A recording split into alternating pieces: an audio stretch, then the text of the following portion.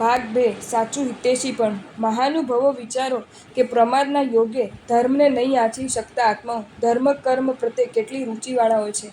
ધર્મ કર્મ કરવામાં ઉદ્યત થયેલા આત્માઓ પ્રત્યે તેઓ કેવા સદ્ભાવ બતાવે છે અને કેટલું સન્માન કરે છે. ભગવાન શ્રી મહાવીર દેવના શાસનની આરાધનામાં જ કલ્યાણને માનતા પરમ સમ્યક દ્રષ્ટિ શ્રી શ્રેણીક મહારાજા આવા ધર્મ કર્મ પરાયણ આત્માઓથી જ પોતાના રાજ્યની શ્રેષ્ઠતા સમજે છે. આથી શું ધ્વનિત થાય છે? ખરેખર ધર્મમાં વિઘ્ન કરતા આત્માઓ માટે આ દ્રષ્ટાંત ઘણું જ વિચારનીય છે. પોતે ધર્મ નહીં કરી શકતા હોવાથી ધર્મ કરનારાઓને ધર્મ કરતા અટકાવવા એના જેવું એક પણ અધર્મ કાર્ય નથી. ધર્મના રસિકો વધુ ધર્મરસિક બને એ કાર્યવાહી કરવાને બદલે વિપરીત કાર્ય કરવાથી આત્મા દુર્લભ બોધી યા બહુ સંસારી થાય એમાં શું આશ્ચર્ય છે? એ પણ વિચારવાનું છે કે પરની આરાધના માટે શ્રેષ્ઠીવર્ય શ્રી અરહતદાસને લક્ષ્મીની પણ કિંમત નથી, નહીં તો એક પરમ દિવસની આરાધના માટે અનેક મણિ રત્નોથી ભરેલો થાળ ભેટ આપવાની ઉદારતા તે શ્રેષ્ઠીવર્ય ન બતાવી શકત. ધર્મ આત્માઓને ધર્મ કર્મ માટે સર્વસ્વ ત્યજતા પણ વાંધો નથી આવતો. એ સમજાવવા સાથે આ દ્રષ્ટાંત એ પણ સમજાવે છે કે ધર્મરસિક શ્રદ્ધાચુસ્ત સત્તાધીશો લોભમાં પડ્યા વિના હૃદયમાં ઉમળકા સાથે સામાન્ય ધર્મ કાર્ય કરવામાં ઉચિત સહાય આપવામાં લેશ પણ પાછી પાણી નથી કરતા. વધુમાં શ્રેષ્ઠીવર્ય પોતાની સાથે પોતાના આખા કુટુંબને ધર્મમય બનાવવાની કેટલી કાળજી રાખે છે એ પણ આ દ્રષ્ટાંતથી સમજી શકાય તેમ છે. ધર્મી આગેવાને પોતાના આશ્રિતોને, પોતાના સહચારીઓને અને પોતાના સ્નેહી વર્ગ આદિને ધર્મ કર્મ યોજવાના પ્રયત્નો કરવા જોઈએ એમ આ દ્રષ્ટાંત ઉદ્ઘોષણાપૂર્વક જણાવે છે. ઉપરની રીતે મહારાજાની અનુમતિ મેળવી તે શ્રેષ્ઠીવર્ય શ્રી અરહતદાસે પોતાના કુટુંબ સાથે ઘણા જ ઠાઠમાઠથી સર્વને આશ્ચર્ય પમાડે એવો સ્નાત્ર મહોત્સવ કર્યો અને ચૈત્ય પરિપાટી વગેરે દ્વારા આખો દિવસ ધર્મ કર્મમાં પસાર કર્યો. રાત્રિમાં પણ પોતાના ઘરના જીન મંદિરમાં ઇન્દ્રની માફક કુટુંબ સાથે શ્રી જિનેશ્વર દેવની ભક્તિ કરી. તમે જોઈ શક્યા કે શ્રી અરહતદાસ શ્રેષ્ઠીવર્યે પોતાની સાથે પોતાના કુટુંબને પણ ધર્મ કર્મમાં રક્ત બનાવ્યું અને એમ કરવાનું જ સાચું વડીલપણું છે. હવે વિચારો કે આજે કઈ દશા છે? છોકરો નાટકમાં જાય, સિનેમામાં જાય તો આજના લોકો રોકે નહીં, પણ કહે કે જમાનો છે અને પૂજા ન કરે તો કહી દે કે એને અભ્યાસનો બીજો બહુ છે. તમે સમ્યક દ્રષ્ટિ મા બાપ છો ને? હિતૈષી વાળી થવાનો દાવો કરો છો ને? તમે હિતૈષી અને વાળી શાના? તમે સંતાનોને આ તપાસ કરી કે આજે તેઓના કાનમાં પાપ ઝેરી ઝેર કેટલું રેડાયું? શ્રી જિનેશ્વર દેવના શાસનની વિરુદ્ધ સંસ્કાર કેટલા પોષાયા? જો આ ન કરો તો હિતૈષીપણું કે વાલીપણું શી રીતે સાબિત થાય? સંપ્રતિ રાજા થઈ પટ હસ્તી ઉપર ચડી માતાને નમસ્કાર કરવા આવે છે ત્યારે માતા કહે છે કે મારો સંપ્રતિ રાજા બને તેમાં મને આનંદ ના આવે, પણ શ્રી જિનેશ્વર દેવના શાસનની પ્રભાવના કરે તો મને આનંદ આવે. આનું નામ માતા. આજની માતા શું કહે છે? મા બાપ તો બધાને થવું છે, દીકરાને આંગળીઓ તો બધાને રાખવી છે, આજ્ઞા તો બધાને મનાવી છે, પણ તેવી ઈચ્છાવાળાઓને પોતામાં પિતૃત્વ અને માતૃત્વ કેળવ્યા વિના કેમ ચાલે? મા બાપ નહીં બને તો દીકરા નહીં બને. હું ઉન્મત્ત દીકરાઓનો બચાવ નથી કરતો, પણ જેમ દીકરાઓએ દીકરા બનવું જોઈએ તેમ મા બાપે પણ મા બાપ બનવું જોઈએ. રામાયણ એટલે રજોહરણની પ્રભાવના. આપણે રામાયણ વાંચવાનું છે, એમાં રજોહરણની પ્રભાવના છે.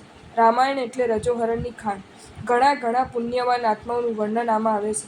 શ્રી હેમચંદ્ર સુરીશ્વરજી મહારાજે એ પુણ્યશાળીઓના વર્ણનો ઘણી જ સુંદર રીતે ઉલ્લાસપૂર્વક આલેખ્યા છે. માતા પિતા, બંધુ સ્નેહી, નોકર ચાકર, રાજા મહારાજા કેવા હોવા જોઈએ તે બધું આ રામાયણમાંથી નીકળશે. આ મહાપુરુષોના પૂર્વજો કેવા પુણ્યવાન આત્માઓ છે એના વર્ણનો આવશે. પહેલું વર્ણન પ્રતિવાસુદેવ શ્રી રાવણનું અને એમના પૂર્વજોનું ચાલશે, કારણ કે પ્રથમ પ્રતિવાસુદેવ ઉત્પન્ન થાય છે. ઉત્પન્ન થઈને તે 3 ખંડનું સામ્રાજ્ય મેળવે છે. તે પછી બલદેવ અને વાસુદેવ ઉત્પન્ન થાય છે. વાસુદેવના હસ્તે પ્રતિવાસુદેવ મરાય છે. બલદેવ અને વાસુદેવ એ ઉભયનો બંધુપ્રેમ અજબ હોય છે. આ બધાનું વર્ણન ક્રમસર થશે.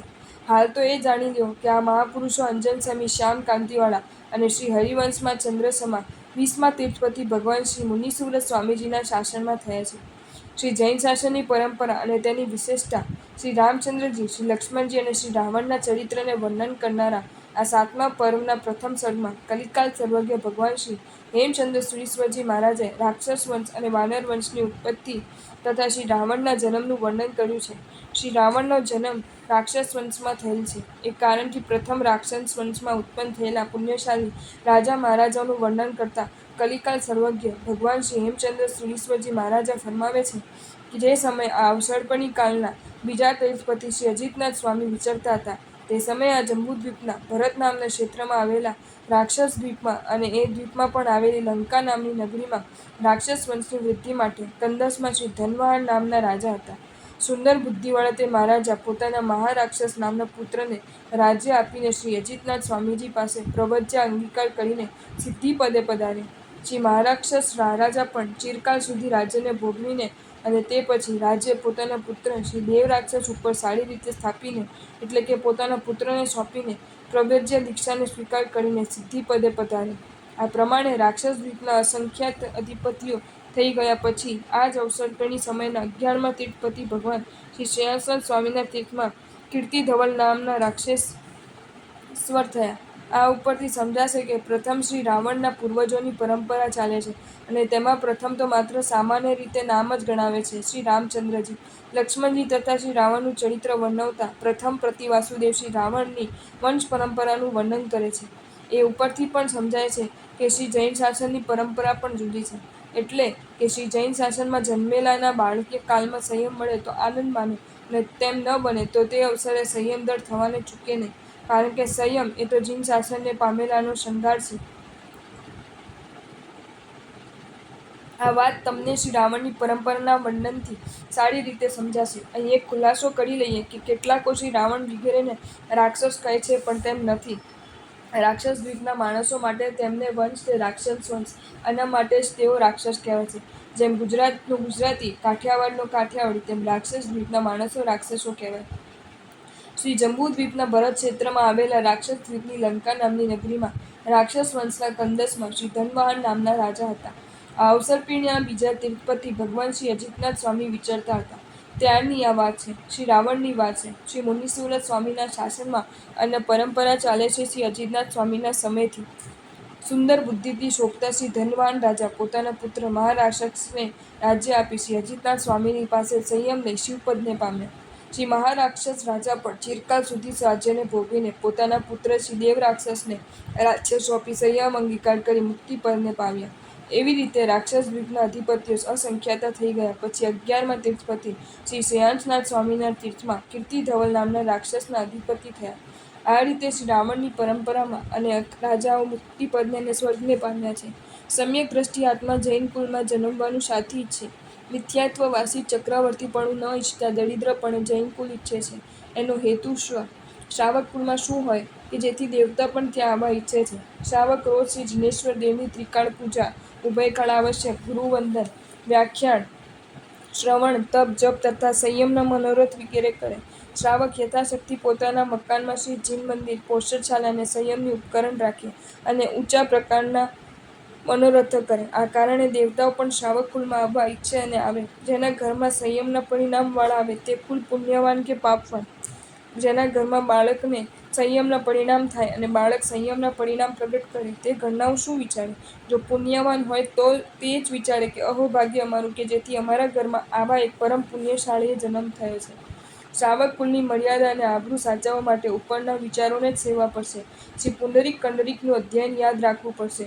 મોહ હોય, મોહ દરેકને સતાવે. મોહના પંજામાંથી કોઈ છટક્યું નથી અને એમાંથી છટકે તે ભાગ્યશાળી તથા મોહની માત્રા ન હોય તો અહોભાગ્ય પણ મોહની માત્રા ઓળંગી જાય એટલે કે મોહમસ્ત બની જાય તો શાસ્ત્ર કહે છે કે વડીલ તે વડીલ રહેતા નથી. બધી મર્યાદા હોય, મર્યાદા બહાર કંઈ ન હોય. શ્રાવકના કુળમાં કઈ ભાવના, કઈ મર્યાદા અને તેવા કુળમાં જન્મેલાઓમાંથી ધર્મભાવના માટે કેવા કેવા ઉદ્ગારો નીકળવા જોઈએ આ બધા વિષયોમાં શ્રાવક પોતાની ફરજ શાંત ચિત્તે વિચારે. પૂર્વે એક શ્રી અભ્યંકર નામના શ્રેષ્ઠીવર્ય થયેલા છે. તેમને ત્યાં નોકરો ઘણા હતા. તેમના તે 2 નોકરની અત્રે વાત કરી કે જેમાંનો એક નોકર શેઠના પશુઓને ચરાવતો અને બીજો નોકર કચરો કાઢતો. એ 2 નોકરોને પણ ભેગા થવા વખત જ ના આવે, કારણ કે થાક્યા પાક્યા આવીને સૂઈ જાય. એક દિવસ તે 2 નોકરો ભેગા થયા અને વિચારવા લાગ્યા કે આપણા શેઠ કેવા પુણ્યવાન. એમણે પૂર્વે ઘણું પુણ્ય કર્યું છે જેના પ્રતાપે અખૂટ સાહેબી મળી છે, છતાં એના તેજમાં અંજાતા નથી અને પુણ્ય કરે છે. તો આવતા ભવે પણ એવી જ સામગ્રી મળશે અને ધર્મ કરશે. આપણે તો ગયા ભવમાં પુણ્ય કર્યું નથી, જેથી આ ભવમાં મજૂરીથી માંડ પૂરું કરીએ છીએ એટલે ધર્મ કરવાનો વખત મળતો નથી, ધર્મ કરી શકતા નથી. વળે જ્યારે આ ભવમાં પણ ધર્મ ના થાય તો આવતા ભવમાં પણ તેવો પુણ્ય અવસર અને અનુકૂળતા ક્યાંથી જ મળવાની?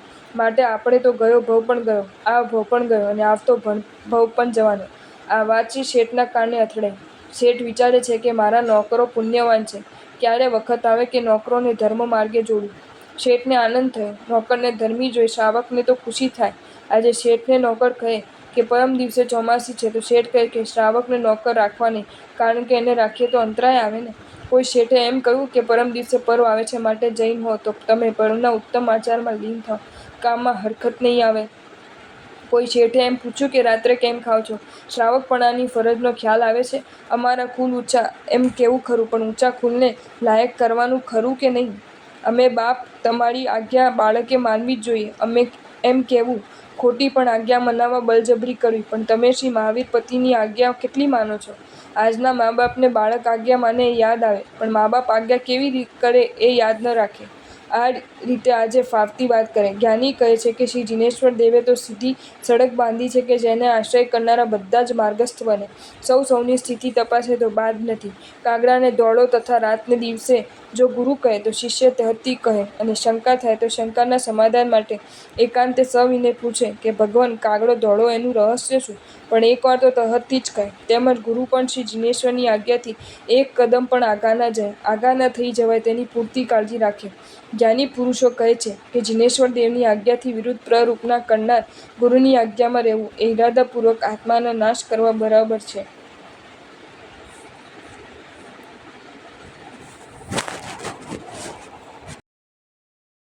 જો તમને આ વિડીયો ગમ્યો હોય તો આ વિડીયોને લાઇક કરો અને શેર કરો, અને આવા જ નવા વિડીયો જોવા માટે જૈન ફેક્ટ્સ એન્ડ સ્ટોરીઝની ચેનલને સબસ્ક્રાઈબ કરો.